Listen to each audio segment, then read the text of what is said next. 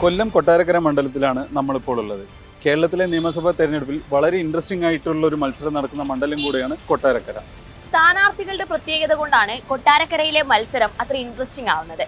ഇത്തവണ ഇവിടെ LDFന്റെ സ്ഥാനാർത്ഥി KN ബാലഗോപാലിനെ നേരിടാൻ പോകുന്നത് CPMൽ നിന്നും UDFൽ എത്തിയിട്ടുള്ള ഐഷ പോറ്റിയും അതേപോലെ UDFൽ നിന്നും NDയിൽ എത്തിയിട്ടുള്ള R രശ്മിയുമാണ്.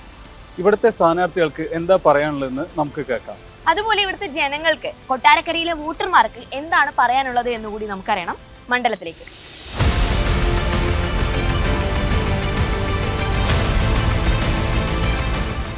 തെരഞ്ഞെടുപ്പിന്റെ പ്രചരണത്തിന്റെ മൂർധന്യാവസ്ഥയിലാണുള്ളത്. ഒരു ധനകാര്യ മന്ത്രി എന്ന നിലയ്ക്ക് സാർ എന്തൊക്കെയാ ചെയ്തതെന്ന് ചോദിക്കുന്നതിൽ ഒരു അനൗചിത്യമുണ്ട്. പക്ഷേ പ്രതിപക്ഷവും ഒരു കൂട്ടം മാധ്യമങ്ങളും ഒക്കെ ഇവിടെ ഫുള്ള് കടക്കണിയിലാണ്, സാമ്പത്തിക തകർച്ചയിലാണെന്നൊക്കെ ഇപ്പോഴും പറഞ്ഞുകൊണ്ടിരിക്കുകയാണ്. ഇവർക്കൊക്കെയുള്ള മറുപടി എന്താണ്? അവർക്കുള്ള മറുപടി ജനങ്ങൾ തന്നെ പറയും. ഈ കടക്കണിയിലാണെങ്കിൽ എങ്ങനെയാണ് കടക്കണിയാവുക? മൊത്തത്തിൽ സംഭവം നടക്കാതെ വരണം. നേരത്തെ പ്രതിപക്ഷ നേതാവ് പറഞ്ഞുകൊണ്ടിരുന്നത് എന്താ? പ്രതിപക്ഷം പറഞ്ഞുകൊണ്ടിരുന്നത് കേരളത്തിൻ്റെ ഖജനാവ് അടച്ചു പൂട്ടും, ഇവിടെ ആകെ പ്രശ്നമാവും, പൂച്ച പറ്റി കിടക്കുകയാണ് പിന്നെ ട്രഷറിയിൽ നിന്നൊക്കെ പറഞ്ഞത്. അപ്പോൾ ഈ മാർച്ച് 31 ഇന്ന്. മാർച്ച് 31 എത്ര ലാഘവത്തോടു കൂടിയാണല്ലോ ഞാൻ നിൽക്കുന്നത് ധനകാര്യ വകുപ്പ് മന്ത്രി എന്ന 10,000 കോടി സ്പെൻഡ് ചെയ്യുന്നതാണ് മാർച്ച് 31. അപ്പോൾ ഈ ക്ഷേമ പെൻഷൻ ഉൾപ്പെടെ ഏറ്റവും വലിയ ചിലവ് വരുന്ന ശമ്പളം കഴിഞ്ഞാൽ അതുപോലെ ക്ഷേമ പെൻഷൻ ഉൾപ്പെടെ ഉണ്ട്. ഇതെല്ലാം നടത്തി ഈ മാസത്തെ പേയ്മെൻറ്റുകളെല്ലാം ഞങ്ങളുടെ ഉണ്ടായിരുന്ന എല്ലാ പേയ്മെൻറ്റും നടത്തിയിട്ടാണ് എനിക്ക് നിന്നുകൊണ്ടത് എല്ലാം ക്ലോസ് ചെയ്യും എന്നാണ് എൻ്റെ കണക്ക് വരുന്നത്. അപ്പോൾ അങ്ങനൊരു പ്രതിസന്ധി ഉണ്ടായിരുന്നെങ്കിൽ ഇങ്ങനെ പ്രവർത്തിക്കാൻ പറ്റില്ല. അതേസമയം പ്രതിസന്ധി ഉണ്ടാക്കാൻ വേണ്ടി ശ്രമം നടന്നു. നമുക്ക് കിട്ടിക്കൊണ്ടിരിക്കുന്ന വരുമാനത്തിൽ വലിയ തോതിലുള്ള വെട്ടിക്കുറവാണ് കേന്ദ്ര ഗവൺമെൻറ് വരുത്തിയത്. കടപരിധിയിൽ തന്നെ വലിയ വെട്ടിക്കുറവ് വരുത്തി. സാധാരണഗതിയിൽ 90%, 100% 5 വർഷം കൊണ്ട് അധികം എടുക്കാൻ പറ്റും. എന്നുവെച്ചാൽ അങ്ങനെയാണ് ഇതിന് കണക്ക്. പക്ഷേ നമുക്കിപ്പോൾ 60% എടുക്കാൻ പറ്റുള്ളൂ. അത്രയും വെട്ടിക്കുറച്ചു. 1.25 ലക്ഷം കോടി രൂപ 5 വർഷം കൊണ്ട് ആ മേഖലയെ മാത്രം വെട്ടിക്കുറച്ചു. എന്നിട്ടും നമ്മൾ ഇത്രയും കാര്യങ്ങളുമായിട്ട് നിൽക്കുന്നു എന്നുള്ളത് ചെറിയൊരു കാര്യമല്ല, അത് വളരെ വലിയ കാര്യമാണ്. എന്നാൽ ഈ കോൺഗ്രസ് പറഞ്ഞത് അവരുടെ സംസ്ഥാനങ്ങളിൽ സംഭവിച്ചിട്ടുണ്ടെന്നുള്ള കാര്യമാണ്. ഹിമാചൽ പ്രദേശിൽ ഈ മാസം മുതൽ ശമ്പളം 30% കട്ട് ചെയ്താൽ കൊടുക്കുന്നത് ഭയങ്കരമാണ്. അപ്പോൾ ഇത്തരം കാര്യങ്ങൾ വളരെ ഗൗരവമായിട്ട് തന്നെ കാണേണ്ടതുണ്ടെന്നാണ് പറയുന്നത്. തെരഞ്ഞെടുപ്പിനോടനുബന്ധിച്ച് പാർട്ടി മാറാനുണ്ടായ സാഹചര്യം ഒന്ന് വിശദീകരിക്കാം. തെരഞ്ഞെടുപ്പിനോടനുബന്ധിച്ചല്ല പാർട്ടി മാറിയത്. പാർട്ടി മാറി എന്ന് വെച്ചാൽ കുറേ നാളായിട്ട് തന്നെ ഞാൻ പഴയ പാർട്ടിയിൽ നിന്ന് മാറിക്കഴിഞ്ഞിരുന്നു. എന്നെ അവിടുന്ന് ഒഴിവാക്കണം എന്ന് പറഞ്ഞു. ഇതിൻ്റെ കാരണം എന്താണെന്ന് വെച്ചാൽ കഴിഞ്ഞ തവണ 3 പ്രാവശ്യം മത്സരിച്ച് മാറി നിൽക്കുന്നതിന് സന്തോഷം തന്നെ. അപ്പോൾ പുതിയ സ്ഥാനാർത്ഥി വന്നു. ആ സ്ഥാനാർത്ഥിക്ക് വേണ്ടി സാധ്യമാകുന്ന എല്ലാ ഇടപെടലും നടത്തി നല്ല രീതിയിലുള്ള പ്രവർത്തനങ്ങൾ നടത്തിക്കൊണ്ട് ആ സ്ഥാനാർത്ഥിയോടൊപ്പം നിന്നു. ആ സ്ഥാനാർത്ഥിക്ക് വേണ്ടി വീഡിയോ ചെയ്തു. ഇപ്പോൾ അത് അവർക്ക് വോട്ട് പിടിക്കാൻ വേണ്ടി ഇപ്പോൾ അന്നിട്ട വീഡിയോ വരെ ഇപ്പോൾ പ്രചരിപ്പിച്ചുകൊണ്ടിരിക്കുന്ന ഒരു രാഷ്ട്രീയ പാപ്പരത്തം കാണിക്കുന്നതും കൂടിയുണ്ട്. അന്ന് വളരെ ആത്മാർത്ഥമായിട്ട് അദ്ദേഹം പറഞ്ഞു തന്നുകൂടെ ചേർത്ത് അനിയനാണെന്ന് പറഞ്ഞ് ഉൾപ്പെടെയുള്ള കാര്യങ്ങൾ ചേർത്തുകൊണ്ടൊരു വീഡിയോ ഉൾപ്പെടെ ചെയ്ത് ജയിപ്പിച്ചു വിടണം. അപ്പോൾ എനിക്കറിയാമായിരുന്നു മന്ത്രിയൊക്കെ ആവും, ഉറപ്പായിട്ടും അദ്ദേഹം ആകുമ്പോൾ ഒരുപാട് കാര്യങ്ങൾ ഞാൻ ചെയ്യുന്നതിനേക്കാളും ചെയ്യാമല്ലോ. ഞാൻ MLA മാത്രമല്ല, അപ്പോൾ മന്ത്രിയാകുമ്പോൾ നമ്മുടെ മണ്ഡലത്തിൽ ധാരാളം ഞാൻ കൊണ്ടുവന്ന് വെച്ചാൽ നിരവധി പദ്ധതികളുണ്ട്. അതോടൊപ്പം പുതിയതും കൊണ്ടുവരാമെന്നുള്ള ഒരു വലിയ പ്രതീക്ഷ ഉണ്ടായിരുന്നു. പക്ഷെ ജയിച്ചൊക്കെ വന്ന് മന്ത്രിയൊക്കെ ആയി. കുറച്ചങ്ങോട്ട് ആയപ്പോൾ തന്നെ ഞാൻ കൊണ്ടുവന്ന് വെച്ചിട്ടുള്ള പദ്ധതികൾ ഉൾപ്പെടെ അതിൻ്റെ ഉദ്ഘാടനങ്ങളും തറക്കല്ലിടലും ഒക്കെ പത്രം വായിച്ചിട്ടാണ് ഞാൻ അറിയുന്നത്. അത് നിങ്ങൾ ആരെങ്കിലും എവിടെയെങ്കിലും കേട്ടിട്ടുണ്ടോ? ഒരു മുൻ MLA എന്നുള്ള നിലയിൽ ദീർഘകാലം പ്രവർത്തിച്ച് 100 കണക്കിന് വികസന പ്രവർത്തനങ്ങൾ നാട്ടിൽ കാണത്തക്കവണ്ണം തല ഉയർത്തി നിൽക്കാൻ തക്കവണ്ണം മാറ്റിയെടുത്തിട്ട് അങ്ങനെയുള്ള എന്നെ പൊതുമണ്ഡലത്തിൽ നിന്നും മാറ്റി നിർത്തി പൊതുസമൂഹവുമായിട്ട് ഇടപെടുന്ന എല്ലാ പ്രവർത്തനത്തിൽ നിന്നും മാറ്റി പാർട്ടി കമ്മിറ്റി മാത്രം നോക്കിയാൽ മതിയെന്ന് പറഞ്ഞപ്പോൾ ആർക്കായാലും പ്രയാസം ഉണ്ടാകും. അതൊരു വല്ലാത്ത നെഗ്ലിജൻസ് ആയിരുന്നു. എനിക്ക് അവിടെ ഒരു സ്പേസ് ഇല്ലാതെ, കാരണം വെറും പാർട്ടിക്കാരിയായിട്ട് ഞാൻ നല്ല പ്രൊഫഷനിലിരുന്ന് നന്നായി പ്രാക്ടീസ് ചെയ്തുകൊണ്ടിരുന്നപ്പോഴാണ് അതിൽ നിന്ന് മാറി ഒരു വഴിത്തിരിവിൽ ജനപ്രതിനിധിയായി 2000-ൽ വന്നത്. അപ്പോൾ ഓരോ തവണയും നാട്ടിലാകെ കുറേ കാര്യം ചെയ്തു. അങ്ങനെ ചെയ്ത ഒരാളിനെ പെട്ടെന്ന് തന്നെ പൊതുമണ്ഡലത്തിൽ നിന്ന് മാറ്റി നിർത്തുന്ന ഒരു സമീപനം ആ പാർട്ടി സ്വീകരിച്ചപ്പോൾ എനിക്ക് ഇങ്ങനെ അവഗണിച്ചാൽ മുന്നോട്ട് പോകാൻ കഴിയില്ല എന്ന് പറഞ്ഞു. പക്ഷെ ഞാൻ പബ്ലിക്കിനോട് അത് പറഞ്ഞില്ല. കാരണം ഞാൻ നിന്ന പാർട്ടിയാണ്. ഒരുപാട് നല്ല സഖാക്കളുണ്ട് താഴെ തട്ടിൽ. ഒരു വിഭാഗം ആൾക്കാരും ഇപ്പോഴത്തെ എതിർ സ്ഥാനാർത്ഥിയും ഇടതുപക്ഷ സ്ഥാനാർത്ഥിയും ചേർന്നുള്ള എന്നെ പൊതുമണ്ഡലത്തിൽ കൊണ്ടുവന്നാൽ ജനകീയത വീണ്ടും വരുമോ എന്ന ഭയമായിരിക്കാം ഒരുപക്ഷെ എന്നെ അവിടെ നിന്ന് മാറ്റി നിർത്തിയത്. ഒരു അജണ്ട ഇട്ട് തന്നെ മാറ്റി നിർത്തിയതായിരിക്കാം. അതുതന്നെയാണ് G. സുധാകരൻ മന്ത്രിയായിരുന്ന അദ്ദേഹവും നിരവധി മറ്റ് ഇടതുപക്ഷ നേതാക്കളും പറയുന്നത്. അപ്പോൾ ഇങ്ങനെ മാറ്റി നിർത്തിയപ്പോൾ ഞാൻ അന്നേ പറഞ്ഞു എൻ്റെ പാർട്ടി കമ്മിറ്റികളിൽ നിന്ന് ഒഴിവാക്കുക, ഞാൻ വരുന്നില്ല, എനിക്ക് വയ്യ, ആവുന്നവരൊക്കെ വന്നോട്ടെ, അങ്ങനെയൊക്കെ ഒരു ന്യായം പറഞ്ഞാണ് ഒഴിവാക്കിയത്. ഒഴിവാക്കാൻ പറഞ്ഞിട്ട് ഒഴിവാക്കിയില്ല. കമ്മിറ്റി സമ്മേളനം വന്നപ്പോഴാണ് ഒഴിവാക്കിയത്. അപ്പോൾ അത് വാർത്തയായപ്പോൾ എന്നോട് ചോദിച്ചപ്പോൾ ഞാൻ പാർട്ടിയെ സംരക്ഷിക്കാൻ വേണ്ടിയാണ്, എനിക്ക് വയ്യാത്തതുകൊണ്ട് മാറിയതാന്ന് പറയും. ഇനി അങ്ങ് തുറന്നു പറഞ്ഞേക്കാം, അതിപ്പോൾ എനിക്കെതിരെ പ്രയോഗിച്ചുകൊണ്ടിരിക്കുക. എത്രയോ പേര് പാർട്ടി അങ്ങോട്ടും ഇങ്ങോട്ടും മാറുന്നു. ഇങ്ങോട്ട് വന്നാൽ നല്ലത്, അങ്ങോട്ട് പോയാൽ ചീത്ത എന്ന് പറയുന്നത് ഏത് ലോകത്ത് ജീവിക്കുന്നവരായി ഇവർ. ഇപ്പം രശ്മി പോയിട്ട് ആരും ഒന്നും മിണ്ടിയില്ലല്ലോ, അത് അവരവരുടെ ഇഷ്ടം, അത്രയേ ഉള്ളൂ. ഞാൻ UDF-ലായിരുന്നപ്പോഴും വ്യത്യസ്ത രാഷ്ട്രീയ പാർട്ടികളെക്കുറിച്ച് പഠിക്കുവാനും പുസ്തകങ്ങൾ വായിക്കുവാനും ഒക്കെ വളരെയധികം ശ്രമിച്ചിട്ടുള്ള ഒരാളെന്ന നിലയിൽ ദേശീയതയെ വളരെ എന്നെ ആകർഷിച്ചു. അതിലുപരിയായി 12 വർഷക്കാലമായി കേന്ദ്രം ഭരിക്കുന്ന നരേന്ദ്രമോദിജി എന്ന വ്യത്യസ്തമായ വികസന കാഴ്ചപ്പാടുള്ള ചങ്കുറപ്പുള്ള ഒരു നേതാവിൻ്റെ പ്രവർത്തനങ്ങൾ ഇതെന്നെ വളരെയധികം ആകർഷിച്ചു. അതിലുപരിയായി നിരവധി സ്ത്രീ സൗഹൃദ പദ്ധതികളടക്കം നടപ്പിലാക്കിയ പ്രധാനമന്ത്രിയുടെ പാർട്ടി തന്നെയാണ് എന്നെ കൂടുതൽ ആകർഷിച്ചിട്ടുള്ളത്. ആ രശ്മി വരണം, അവർ ഏത് പാർട്ടിയിൽ നിന്ന് ചാടട്ടെ, എന്തോ ആയിക്കോട്ടെ, അവരൊക്കെ അത് മടുത്തില്ല ഇങ്ങോട്ട് വരുന്നത്.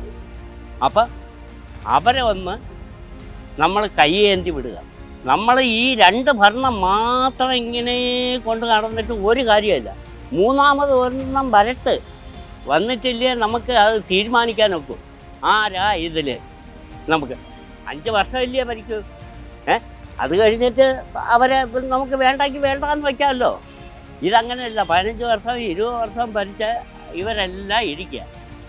മൂന്നാമത് ഒരു ഭരണം BJP ഭരണം. കൊട്ടാരക്കര ഐഷാപ്പറ്റി UDF-ന് ഭരണം കിട്ടാൻ സാധ്യത കുറവാണ്. കാലം തമ്മിൽ അടി തന്നെ. 5 കൊല്ലം കഴിഞ്ഞാൽ ഒരു ഇലക്ഷൻ വരുമെന്ന് കോൺഗ്രസ്സുകാർ കഴിയില്ലേ? സ്ഥാനാർത്ഥികൾ നേരത്തെ നോക്കണ്ടേ? എനിക്കിഷ്ടം ബാലഗോപാലിനെയാണ്. കാരണം ഈ അധികാരത്തിന് വേണ്ടിയും സ്ഥാനമാനത്തിന് വേണ്ടി ഈ മറുകണ്ഠം ചാടുന്നവരെ എനിക്കിഷ്ടമല്ല. അതാണ് എൻ്റെ പോയിന്റ്.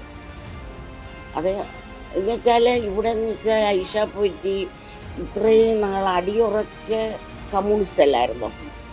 ഇത് അധികാരത്തിന് വേണ്ടിയല്ലേ ഇങ്ങോട്ട് ചാടിയത്. അതുപോലെ തന്നെ രശ്മിയും കോൺഗ്രസ് ആയിരുന്നു. അതും ഈ അധികാരത്തിന് വേണ്ടി മറ്റേ എന്തുവാ BJP-യിലോട്ട് പോയി. അതെനിക്ക് ഒട്ടും ഇഷ്ടപ്പെട്ടിട്ടില്ല. അത്രേ ഉള്ളൂ. റിസർവ് ബാങ്കിന്റെ സംസ്ഥാനങ്ങളുടെ സാമ്പത്തിക നിലവാരത്തെ കുറിച്ചുള്ള റിപ്പോർട്ടിൽ കേരളത്തിന്റെ പെർഫോമൻസ് വളരെ മികച്ചതായി രേഖപ്പെടുത്തിയിട്ടുണ്ട്. എങ്ങനെയാണ് ആ ഒരു നേട്ടം കൈവരിക്കാൻ വേണ്ടിയിട്ട് നമ്മുടെ സംസ്ഥാനത്തിന് കഴിഞ്ഞിട്ടുള്ളത്?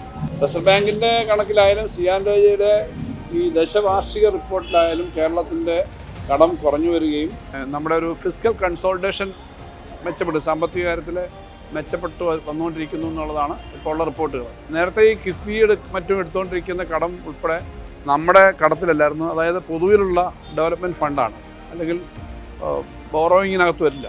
അതെല്ലാം ഇതിനകത്ത് പെടുത്തി നമ്മുടെ കടം വെട്ടിക്കുറച്ച് വലിയ തോതിൽ വെട്ടിക്കുറച്ച് നമുക്ക് 39% സ്റ്റേറ്റിൻ്റെ ആകെ വരുമാനത്തിന്, ദേശീയ വരുമാനത്തിന്, അല്ലെങ്കിൽ GSDP-യുടെ 39% കടം ഉണ്ടായിരുന്നു നേരത്തെ കോവിഡ് സമയത്ത്. ആ സമയത്തെ പ്രതിസന്ധിയാണ് അത് 34% താഴേക്ക് വന്നു. ഇങ്ങനെ എല്ലാ കാര്യങ്ങളും മെച്ചം വന്നു എന്നുള്ളത് കൊണ്ട് തന്നെയാണ്. അതേസമയം ഒരു രംഗത്ത് ചിലവ് കുറച്ചില്ല, ചിലവ് കൂടുകയും ചെയ്തു. അപ്പോൾ പച്ച കള്ളമാണ് അല്ലെങ്കിൽ നുണയാണ് പറയുന്നത് എന്ന് ജനങ്ങൾ മനസ്സിലാക്കുന്നതാണ് പ്രതിപക്ഷത്തിൻ്റെ ഈ ആരോപണം.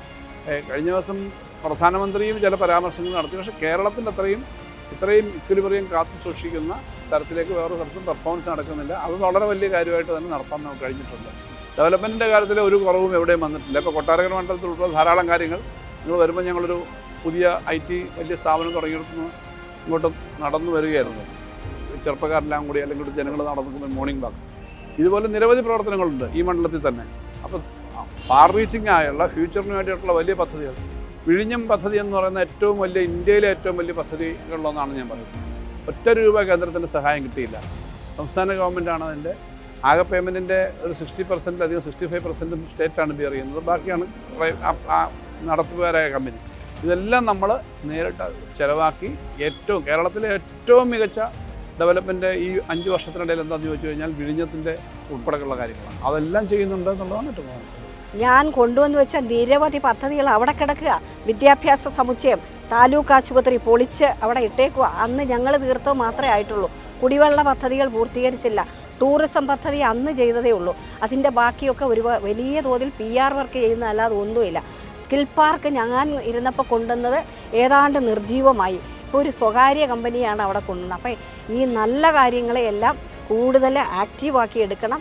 അതോടൊപ്പം ഒരു വലിയ ആഗ്രഹം ഞങ്ങൾക്കുള്ളത് എന്താണെന്ന് വെച്ചാൽ ഈ ന്യൂ ജനറേഷനില്ലേ, ഇപ്പോഴത്തെ ചെറുപ്പക്കാർക്കൊക്കെ നമ്മളൊക്കെ രാത്രി ആയിക്കഴിഞ്ഞാൽ എല്ലാ ടൗണുകളൊക്കെ അങ്ങനെ മൂകമായി പോകും. ഞങ്ങളൊക്കെ ബോംബെയിലൊക്കെ പോകുമ്പോൾ കാണാൻ നല്ല പാർക്ക് വരും.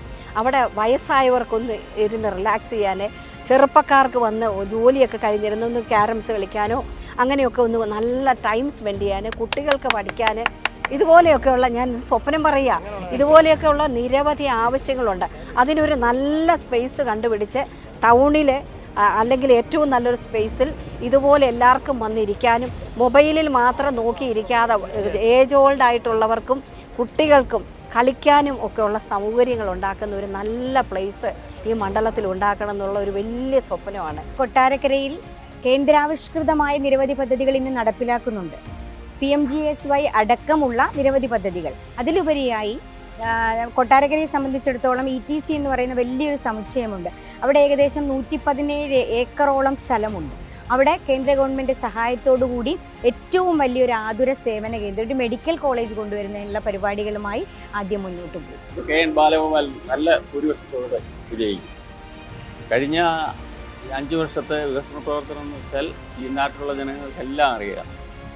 അത്ര നല്ല രീതിയിലുള്ള ഒരു പ്രവർത്തനമാണ് നമ്മുടെ കേരളത്തിൻ്റെ ധനകാര്യ വകുപ്പ് മന്ത്രിയും പിന്നെ ഇടതുപക്ഷ സർക്കാരും നടപ്പിലാക്കിയിട്ടുള്ളത്. സഖാവ് പിണറായിയുടെ നേതൃത്വത്തിലുള്ള സർക്കാർ തന്നെയായിരിക്കും അടുത്ത ഭരണത്തിലും വരാൻ പോകുന്നത്. കാരണം അത്ര ജനോപകാരപ്രദമായ വികസന പ്രവർത്തനങ്ങളാണ്, ജനക്ഷേമ നടപടികളാണ് സർക്കാരിൻ്റെ ഭാഗത്തു നിന്നുണ്ടായത്. ഈ വൈശാഖിക്കും കിളവന്മാർക്കെല്ലാം 2000 രൂപയ്ക്ക് പെൻഷൻ കൊടുക്കും. അതൊക്കെ പോലെ അമ്മമാർക്ക്, വീട്ടമ്മമാർക്ക് 1000 വെച്ച് കൊടുക്കും. ബാലവത്സവം ഇതെല്ലാം ചെയ്യും മുഖ്യമന്ത്രി ബാലവത്സവം. അപ്പോൾ അവരെ നേട്ടങ്ങൾ ചെയ്തതേ ചെയ്യും. അവിടെയും ചാടി ഇവിടെയും ചാടി നടക്കുന്നു. ഇവിടെ വോട്ട് കൊടുക്കുന്നു. ജനത്തിനെല്ലാം ബോധ്യമുണ്ട് ആർക്കാ വോട്ട് കൊടുക്കുന്നത്. 3 തുല്യ ശക്തികളുമായിട്ട് നിന്നുള്ള പോരാട്ടമാണ്. അതിഭയങ്കരമായ ഇന്നുവരെ എൻ്റെ ഓർമ്മയിൽ കണ്ടിട്ടില്ലാത്ത രീതിയിലുള്ള വർക്കുകളാണ് ഇവിടെ നടക്കുന്നത്. തൊഴിലില്ലായ്മ ഒരു പ്രധാന പ്രശ്നമാണ്. സാധാരണ ജനങ്ങൾക്ക് തൊഴിലില്ല, അതൊരു പ്രധാന കാര്യമാണ്. ആ തൊഴിൽ തയ്യാറാക്കി കൊടുക്കുക. ചെറുപ്പക്കാർക്ക് എത്രയോ പേര് ഇവിടെ ജോലി ചെയ്ത് അങ്ങോട്ടും ഇങ്ങോട്ടും നടക്കുകയാണ്. ഒരു തൊഴിലൂടെ ഇവിടെ ഇല്ല ഈ ഭാഗത്ത്. അങ്ങനൊരു ബുദ്ധിമുട്ടുണ്ട്. അതൊക്കെ ഒരു പ്രധാന ഘടകമാണ്. ആര് ജയിക്കും, എന്താണ് സ്ഥിതി എന്നൊന്നും ഇപ്പം നമുക്ക് പറയാൻ പറ്റില്ല. അതാണ് അവസ്ഥ. ജനങ്ങൾക്കിടയിൽ എത്രത്തോളമാണ് ഈ ഭരണവിരുദ്ധ വികാരം പ്രവർത്തിക്കുന്നതെന്നാണ് വിലയിരുത്തിയിട്ടുള്ളത്. സഹിക്കാൻ വയ്യ, ഇതൊന്ന് മാറിക്കിട്ടണമെന്നാണ് ഞങ്ങൾ പോയിടത്തൊക്കെ പറയുന്നത്. പെൻഷൻ കൊടുക്കുന്നു എന്ന് പറഞ്ഞാൽ ഒന്നുമില്ല, കുടിവെള്ളമില്ല, ലോട്ടറിക്കാരുടെ കമ്മീഷൻ കുറച്ചു.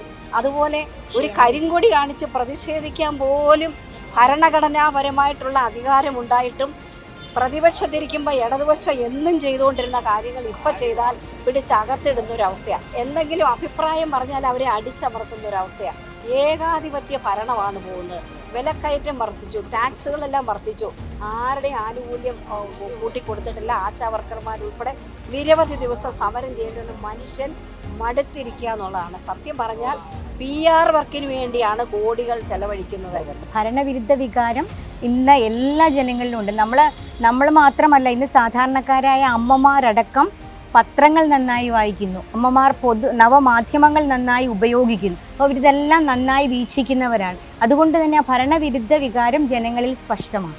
അതോടൊപ്പം ഒരു കൊച്ചു കാര്യം കൂടി വന്ന് ഇന്നത്തെ ഇടതുപക്ഷ സ്ഥാനാർത്ഥി ഞാൻ കോൺഗ്രസ്സിലേക്ക് ഇവരെന്നെ നിരന്തരം വിളിച്ചുകൊണ്ടിരുന്നപ്പോഴും ഞാൻ ഒന്നും തീരുമാനം പറയാതിരുന്നപ്പോൾ ഞാൻ കോൺഗ്രസ്സിലേക്ക് എത്തുന്നതിൻ്റെ തലേ ദിവസം മന്ത്രി എൻ്റെ വീട്ടിൽ വന്നിട്ട് പറഞ്ഞു, സഖാവിനെ കോൺഗ്രസ്സുകാർ ഒരുപാട് അപ്രോച്ച് ചെയ്യുന്നുണ്ടെന്ന് അറിയുന്നുണ്ട്, സഖാവ് മനസ്സ് തുറന്നിട്ടില്ലെന്നാണ് കോൺഗ്രസ്സുകാർ പറയുന്നത്, അങ്ങനെ പോവരുത്, പാർട്ടിക്കാരി അല്ലെന്ന് പറയരുത്, സഖാവിന് സോഷ്യൽ സെക്യൂരിറ്റി മിഷൻ്റെ ഒരു കമ്മീഷൻ സ്ഥാനം വച്ചിട്ടുണ്ട്, അത് എടുത്ത് പ്രവർത്തിച്ച് പാർട്ടിക്കാരി അല്ലെന്ന് പറയരുത്, പാർട്ടിക്കാരിയായിട്ട് പോകണമെന്ന് പറഞ്ഞു. എനിക്ക് സത്യത്തിൽ വല്ലാതെ ഫീൽ ചെയ്തു. ഞാൻ അന്നേരം പറഞ്ഞു, എന്നെ അത്ര ചീപ്പായിട്ട് കാണരുത്, ഞാൻ അങ്ങനെ കൊച്ചെന്തെങ്കിലും കാര്യത്തിന് വേണ്ടിയല്ല, എന്നെ ഇത്രയും നാൾ പൊതുമണ്ഡലത്തിൽ നിന്ന് മാറ്റി നിർത്തി എനിക്ക് ഇങ്ങനെ ഒരു കാര്യം ആവശ്യമില്ല, എനിക്ക് അതിനേക്കാൾ നല്ലത് എൻ്റെ പ്രൊഫഷൻ, എൻ്റെ ഇൻഡിവിജ്വാലിറ്റി ആണെന്ന് പറഞ്ഞ് അത് നിഷേധിച്ചു. മണ്ഡലത്തിൽ UDF സ്ഥാനാർത്ഥി ആക്ച്വലി ചില പരാമർശങ്ങൾ നടത്തിയിരുന്നു നമ്മുടെ അടുത്ത്. അപ്പോൾ അവർക്ക് അവഗണനയാണെന്നും അവൻ്റെ എക്സ്പീരിയൻസിനനുസരിച്ചുള്ള കാര്യങ്ങളൊന്നും പാർട്ടിയുടെ ഭാഗത്തു നിന്ന് ഉണ്ടായിരുന്നില്ല. കുറച്ച് കാലം പാർട്ടിയിൽ വിട്ടു നിൽക്കുകയാണ്. സാറ് നേരിട്ട് പോയിട്ട് തന്നെ അവർക്ക് ചില കാര്യങ്ങൾ വാഗ്ദാനം ചെയ്തു. ഇപ്പോൾ സോഷ്യൽ സെക്യൂരിറ്റി മിഷൻ്റെ കമ്മീഷനായിട്ട് അവരോട് നിന്ന് പ്രവർത്തിക്കാമെന്നൊക്കെ പറഞ്ഞു. അത് അവരെ അപമാനിക്കുന്ന പോലെയൊക്കെ ഉണ്ടായിരുന്നു. അങ്ങനെ ചില കാര്യങ്ങളൊക്കെ പറഞ്ഞിട്ടുണ്ടായിരുന്നു. അല്ല, അവർ ഈ സെൽഫ് കോൺട്രഡിക്ടറി ആയിട്ട് പറയുന്ന കാര്യങ്ങൾക്കൊന്നും ഞാൻ മറുപടി പറയേണ്ട കാര്യമുണ്ടെന്ന് തോന്നുന്നില്ല. ഞങ്ങളൊക്കെ എത്രയോ വർഷക്കാലമായി വിദ്യാർത്ഥികളായിരിക്കുന്ന കാലം മുതൽ പ്രവർത്തിക്കുന്നതാണ്. 3 ടൈം MLAയും ജില്ലാ പഞ്ചായത്ത് പ്രസിഡൻറ്റും ഒക്കെ ആയിരിക്കുന്ന ആളുകൾക്ക് രാഷ്ട്രീയ പ്രവർത്തനം എന്ന് പറയുന്നത് പ്രവർത്തിക്കാവുന്നതാണ്. ജനങ്ങളത് മനസ്സിലാക്കും. ജനങ്ങളാണ് അതിനൊക്കെ മറുപടി പറയേണ്ടത്. നമ്മുടെ നാട്ടിൽ മുഖ്യമന്ത്രി ഉൾപ്പെടെയുള്ള ആളുകൾ കണ്ടിന്യൂസ് ആയിട്ട് ഇത്രയും സമയത്ത് ഓരോന്നിരിക്കുന്നില്ല. അപ്പം രാഷ്ട്രീയ പ്രവർത്തനം എന്ന് പറഞ്ഞാൽ ഒരു വലിയ പ്രവർത്തനമാണ്. അത്തരം ഉത്തരവാദിത്തങ്ങളൊക്കെ ഉള്ള ആളുകൾ ചെയ്യുക. പിന്നെ ഇത്തരം കാര്യങ്ങളൊന്നും ഈ സമയത്ത് പറയേണ്ടതല്ല. ജനങ്ങളാണ് ഇതെല്ലാം മനസ്സിലാക്കുന്നത്. പരിഗണന കിട്ടുന്നുണ്ടോ, കാര്യങ്ങൾ കിട്ടുന്നുണ്ടോ. ഏറ്റവും നന്നായിട്ട് രാഷ്ട്രീയ പ്രവർത്തനം സന്തോഷത്തോടെ നടത്തുന്ന ആയിരക്കണക്കിന് ആളുകൾ, ലക്ഷക്കണക്കിന് ആളുകളില്ല.